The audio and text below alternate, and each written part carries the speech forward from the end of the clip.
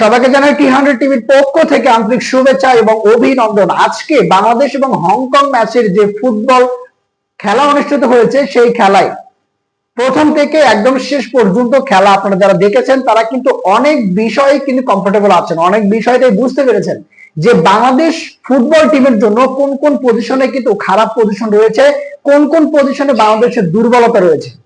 সেই বিষয়টা যদি একটু খেয়াল করেন যে বাংলাদেশের প্রথমার্ধের কথাই যদি বলি, আমরা একদম শেষ পয়েন্টে যে খেলাগুলো খেলেছে বাংলাদেশ, হাফ এন আওয়ারের পরে 20 মিনিটের পরে যে খেলাটা বাংলাদেশ খেলেছে, সেই সময়ে বাংলাদেশের ফুটবল টিমে যে প্লেয়ার গুলো রয়েছে, একদম শক্তিশালী যে প্লেয়ার গুলো রয়েছে, তারাই কিন্তু ফুটবল ম্যাচটা খেলেছে শেষের পয়েন্টে।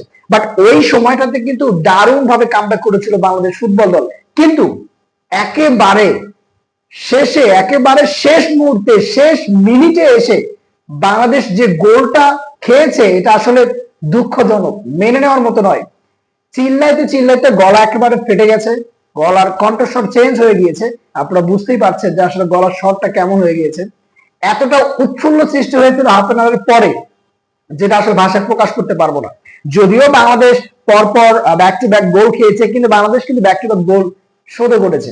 বাট এই মুহূর্তগুলোতে বাংলাদেশ কামব্যাক করে ফিরে আসা, আবার সেই মুহূর্তে ওই মিনিটেই আবার মুভমেন্ট চেঞ্জ হয়ে একেবারে পরাজয় বরণ করা, এটা আসলে বাংলাদেশের প্লেয়ার থেকে শুরু করে বাংলাদেশের যে সমর্থক রয়েছে তাদের জন্য মেনে নেওয়া খুবই খুবই দুঃখজনক। কিন্তু আপনি খেলার মধ্যে যে সময়গুলোতে বাংলাদেশের প্লেয়াররা খেলেছে, সেই সময়গুলোকে যদি একটু জাস্টিফাই করেন, তাহলে দেখবেন যে বাংলাদেশ প্রথম যে 15 মিনিট খেলা হয়েছে, সেই 15 মিনিটের মধ্যে প্রায় 10 মিনিট সময় ধরে কিন্তু হংকং এর পাই বল ছিল, তারাই কিন্তু তাদের মধ্যে বল নিয়েছিল বা বাংলাদেশের গোলের কাছে একেবারে বারবার ব্যাক টু ব্যাক অ্যাটাক করছিল। বাংলাদেশ কিন্তু 10 মিনিটের মধ্যে তেমন একটা বল পায়ে রাখতে পারেনি। কিন্তু যখনই ফাইমের যে ফাউলটা রয়েছে, সেই ফাউল পাওয়ার পরে একেবারে ডিবক্সের বাইরে থেকে হামজা চৌধুরী যে কিক করে গোলটা দিয়েছেন, এই গোলটাতে প্রথম হামজা চৌধুরী যে কিক শটে যে গোলটা হয়েছে, এই গোলে পুরো গ্যালারি সহ পুরো বাংলাদেশের ফুটবল প্রেমী যারা রয়েছে, তারা এতটা আনন্দ উৎফুল্ল উপভোগ করেছে যা আসলে ভাষায় প্রকাশ করার মতো নয়। কি মুভমেন্টটা ছিল সেই সময়। 13 মিনিটের মাথায় হামজা চৌধুরী ফাউল কিকে যে গোলটা দিয়েছেন, দুর্দান্ত একটা গোল ছিল। তখনই বাংলাদেশের মানুষের মনের মধ্যে একটা আশ্বাস ছিল বাংলাদেশ আজকে জিতবে। কিন্তু শেষ পরিণতিটা কি হলো? শেষ পরিণতি এমন একটা সময় মুভমেন্টে ফিরে এসেছে বাংলাদেশ, যেটা আসলে মেনে নেওয়ার মতো নয়। তবে এখানে দুই একটা পয়েন্ট যদি আপনি দেখেন, যে বাংলাদেশ পুরো 101 মিনিট যে খেলেছে, এই পুরো 101 মিনিটের মধ্যে বাংলাদেশের কোন কোন জায়গাগুলোতে ভুল ছিল দেখেন।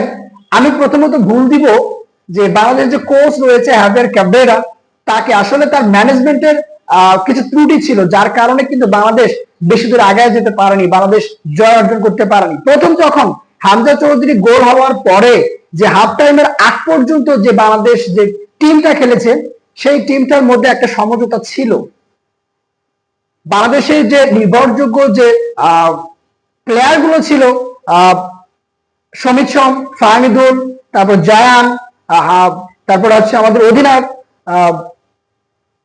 জামাল ভুঁইয়া, এই যে 4টা প্লেয়ারকে বসিয়ে রেখেছে হাফ টাইমের আগে। হ্যাঁ, হাফ টাইমের আগে নামায়নি, তাতে কোনো সমস্যা নেই, কারণ হাফ টাইমের আগে বাংলাদেশ ধরে ধরে খেলেছে। কিন্তু হাফ টাইমের পরে আমি তো ভেবেছিলাম যে হাফ টাইমের হাইস্ট 4 থেকে 5 মিনিট পার হওয়ার পরই হয়তোবা তাদেরকে নামানো হবে, কিন্তু হাফ টাইমের 15 মিনিট পার হয়ে গিয়েছে, তারপরও তাদেরকে নামানো হয়নি।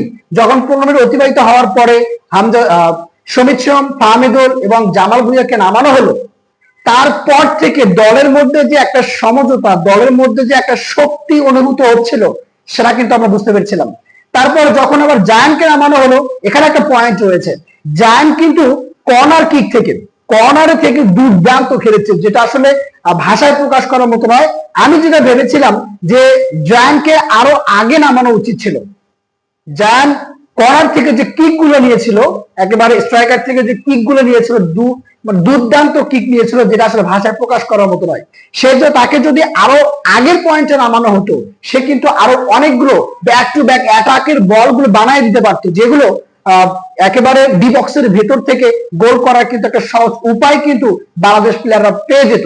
কিন্তু আরেকটা বিষয় যে একেবারে বাংলাদেশের শুরু থেকে শেষ পর্যন্ত বাংলাদেশের স্ট্রাইকার রাকিব যে খেলেছে, রাকিব যতগুলো বল পেয়েছে সবগুলো বলই কিন্তু একই পাসিং তিনি করেছেন, যেগুলো ডি বক্সের মধ্যে কোনো প্লেয়ারের কাছে পৌঁছায়নি বলগুলো। আমি ইদানিং যে রাকিবের যে খেলাগুলো দেখতে পাচ্ছি, তিনি ওই পয়েন্টে যে বলগুলো পাচ্ছেন সেই বলগুলো কেমন জানি একটা পাস দিয়ে ডি বক্সের মধ্যে ঢুকায় দেন, বাট সেখানে কোনো প্লেয়ার থাকে না, কেমন জানি একটা। আমি রাকিবের খেলা একদমই ডিসলাইক করছি এই মুহূর্তের খেলাগুলোতে। তিনি আসলে ওইভাবে বল পাসিং করে যে ডি বক্সের মধ্যে কোন একটা প্লেয়ারের কাছে বল দেবেন সেটা তিনি করতে পারছেন না। আর জায়ান আহমেদ নামার পর থেকে আপনি দেখবেন যে ফুটবল খেলার শেষের যে 20 মিনিট বা 15 মিনিট, এই 15 মিনিটে যখন জায়ান আহমেদ ফিল্ডে চলে আসলো, তখন তার পা থেকে যে শুট গুলো আসছিল, সে ব্যাক টু ব্যাক দিয়ে হংকংকে অ্যাটাক করছিল, একেবারে দেখার মতো গোল হওয়ার মতো একটা পজিশন কিন্তু তিনি তৈরি করে দিতে পারছিলেন।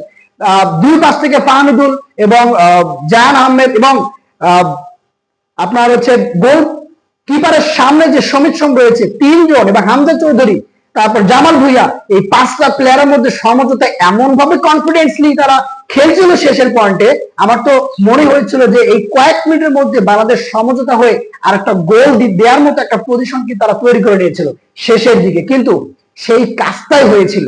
বাট শেষের দিকে এসে হতাশ, হতাশ যাকে বলে, একেবারে শেষের মিনিটে এসে আবার যে বাংলাদেশ একটা গোল খেয়ে যাবে, এটা আসলে কখনই কল্পনা করতে পারেনি। যখন 3টা গোল যোগ হয়ে গেল তখন এতটা ভালো লাগছিল যেটা আসলে ভাষায় প্রকাশ করার মতো নয়। কিন্তু শেষের পয়েন্টে যে একটা বাজে বাজে পাসিং এর ফলে যে গোলটা হয়ে গেল, যেটা আসলে মেনে নেওয়ার মতো নয়। আমি জানি না যে শেষের দিকে যখন খেলা শেষ হয়ে গেল, হামজা চৌধুরী যেভাবে বসে থেকে তাকে অনুশোচনায় ভাসাচ্ছিলেন, আসলে তার চেহারা দেখে মনে হচ্ছিল যে আসলে এটা হামজা চৌধুরীর চেহারা নয়, এটা শুধু হতাশার একটা ছাপ। সমিত সোম, ফাহমিদুল, জামাল ভুইয়া দুর্দান্ত খেলেছেন শেষের দিকে, কিন্তু শেষ পর্যন্ত তারা তাদের জয়টাকে ছিনিয়ে আনতে পারলেন না, ড্র পর্যন্ত করতে পারলেন না। আসলে এটা মেনে নেওয়ার মতো নয়। যাই হোক, আমরা আশা করছি বাংলাদেশের আজকের ম্যাচে যে ভুলগুলো হয়েছে, হ্যাভিয়ার ক্যাব্রেরা যে ম্যানেজমেন্টের যে ভুলগুলো করেছেন, প্লেয়াররা যে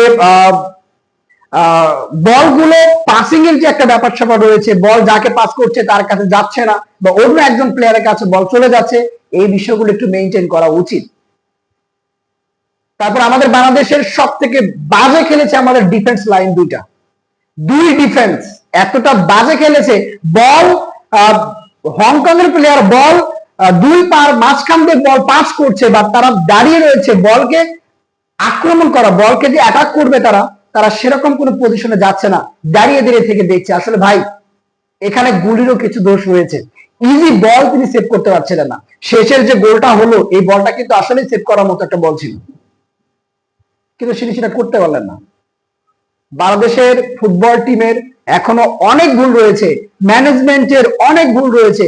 এগুলো শুধরানো না হলে বাংলাদেশ এরকমই খেলবে, কখনো ভালো কোনো ফল আশা করা সম্ভব হবে না। যদিও ভালো ভালো প্লেয়ার আমাদের দলে রয়েছে, আমরা তাদেরকে সঠিক সময়ে তাদেরকে মাঠের মধ্যে আমরা প্লেস তৈরি করে দিতে পারছি না, তাদেরকে খেলার রাস্তা তৈরি করে দিতে পারছে না। বাংলাদেশ টিমে অনেক ভালো ভালো প্লেয়ার রয়েছে, তাদেরকে কাজে লাগাতে পারছে না। যে সকল প্লেয়ার গুলো টাইম লস করছে, বল পায়ে রেখে বল পাসিং এর একটা সিস্টেম মাফিক বল পাস করতে পারছে না, সেই সকল প্লেয়ারকে উঠায় না নিয়ে জায়ান আহমেদকে যদি নামানো হতো, তারপরে হাফ এন আওয়ারের পর 5 থেকে 10 মিনিটের মধ্যে যদি ফাহমিদুল, সমিত সোম, জামাল ভুইয়া তাদেরকে যদি নামানো হতো, দলটা আরো পিছন থেকে আরো বেশি সময় ধরে কিন্তু হংকংকে অ্যাটাক কিন্তু বাংলাদেশ করতে পারতো। বাট সেটা আমরা দেখেছি শেষের পয়েন্টের দিকে অনেক দুর্দান্ত খেলেছে বাংলাদেশ, ব্যাক টু ব্যাক কিন্তু তারা অ্যাটাক করেছিল, বাট ওই সময় কিন্তু গোলও চলে আসছিল। কিন্তু শেষ সময়ের গোলটা আসলে হতাশাজনক, কিছু করার নাই। আমরা প্রত্যাশা করছি বাংলাদেশ ফুটবল টিম নেক্সট যে ম্যাচ রয়েছে সে ম্যাচে আরো অনেক ভালো খেলবে, এই প্রত্যাশা রেখে আজকে ভিডিওটা শেষ করছি। আসসালামু আলাইকুম।